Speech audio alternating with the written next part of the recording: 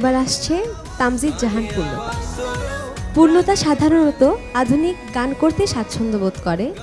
ও নরসিংদীর মেয়ে। ও গ্র্যান্ড অডিশনে গিয়েছিল শ্রদ্ধেয় শিল্পী শাহনাজ রহমতুল্লাহর খোলা জানালায়। এবার সে গাইবে শ্রদ্ধেয় শিল্পী আবেদা সুলতানার অন্যতম জনপ্রিয় গান তুমি চেয়েছিলে ওগো জানতে। গানটির গীতিকার ও সুরকার খান আতাউর রহমান। পূর্ণতা, অল দ্য বেস্ট। খুব মিষ্টি লাগছে, খুব মিষ্টি করে গান গেয়েও স্টেজে চলে যাও।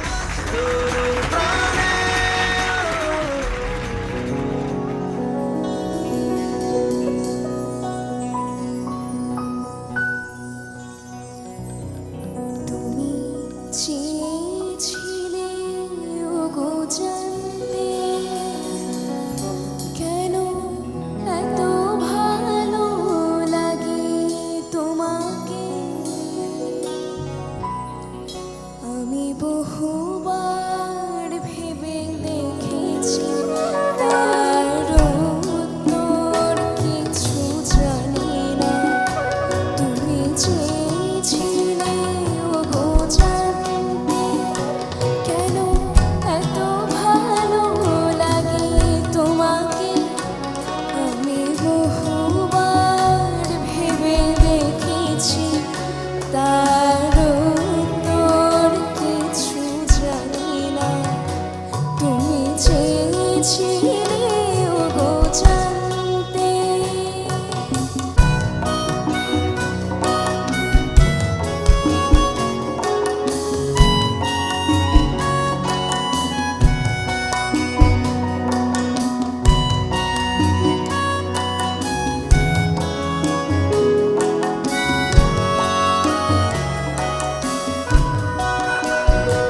তুমি যখন ছিলে না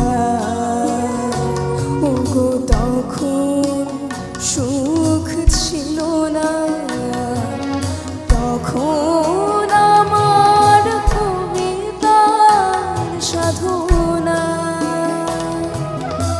সুরের আরাধনা বিফল বেদনে হারাতো।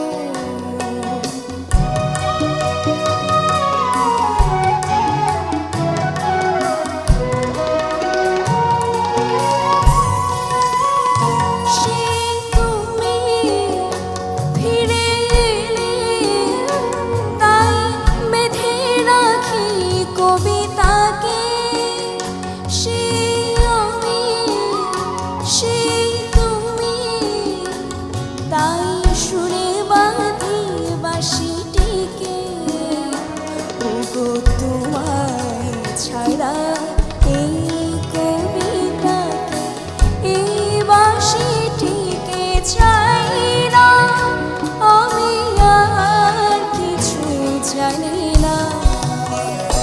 তুমি চেয়েছিলে ওগো জানতে কেন এত ভালো লাগে তোমাকে। আমি বহুবার ভেবে দেখেছি তার উত্তর কিছু জানি না। তুমি চেয়েছিলে ওগো জানতে।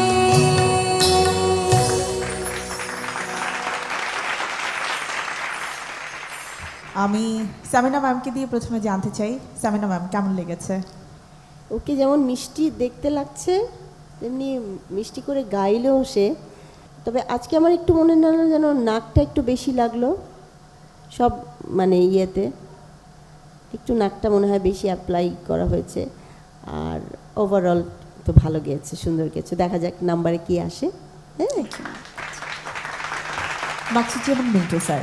পূর্ণতা, তোমার টোনটা একটু ডিফারেন্ট, ভয়েসটা টোনাল কোয়ালিটি একটু অন্যরকম। তুমি সুর তাল সবই তুমি ঠিক গিয়েছো, কিন্তু এরপরেও একটি ব্যাপার থাকে যে সুর তালের পরেও গান গাওয়ার জন্য গানটা মন থেকে গাইতে হয়, ভিতর থেকে গাইতে হয়, গানের ভিতরে মিশে যেতে হয়। তোমার ওই মিশে যাওয়াটা একটু কম ছিল। হ্যাঁ, হয়তো বয়সের কারণে হতে পারে। হ্যাঁ, গানটা হয়তো তুমি বুঝতে পারোনি। তুমি ভবিষ্যতে অনেক ভালো গাইবে, তোমার জন্য দোয়া রইল। ধন্যবাদ স্যার। ভাই আমি যখন গাই জন্ম থেকে জ্বলছি মাগো গানটা গাই, তখন আমি কিন্তু ক্লাস 7-এ পড়ি, মানে 7 থেকে উঠবো। কথা আপনার একদম সত্য। একবার যদি কেউ ভালোবাসতে সময় মানে আমি 7:30 পড়ি, 7:30 পড়ি। এবং মিন্টু ভাইয়ের কথা একদম 100% সত্য। আমি যখন গানটা গাই, আমাকে আলাউদ্দিন চাচা তুলে দিল, গাও, আমি রোবটের মতো গাইতে হবে, মানে খুবই বোরিং গাইতে হবে তাই গাইলাম। ওটাকে একবার যদি কেউ ভালোবাসতো, আমার নয়ন দুটি জলে ভাসতো আর ভালোবাসতো, এটা জীবনে বোঝার মতো ক্ষমতা তখন ছিল না। হয়নি তখন। সামিনা ম্যাম, মানে এখন আমি একটা স্পেশাল রিকোয়েস্ট করতে চাই, মানে এটা আমার এত পছন্দের একটি গান। গান গেতে বলো না, প্লিজ আমি আমার দুটো আমার লাইন অবস্থা শুধু খুব একটু খারাপ। সুরে শুনবো। আমি লোকটা সামলাতে পারছি না, কারণ এই গানটা খুব পছন্দের। দুটো লাইন। ওই যে ডক্টর অর্পণকে এখন সাহায্য নিতে হবে আমার। আমার দুটো গলার লাইন। অবস্থা খুবই খারাপ। আমরা আপনার হাস্কি ভয়েসে শুনতে চাই। গাইতে পারো একটু? আমার নয়ন দুটি জলে ভাসতো আর ভালোবাসতো, এ জীবন তবু কিছু না কিছু পেত,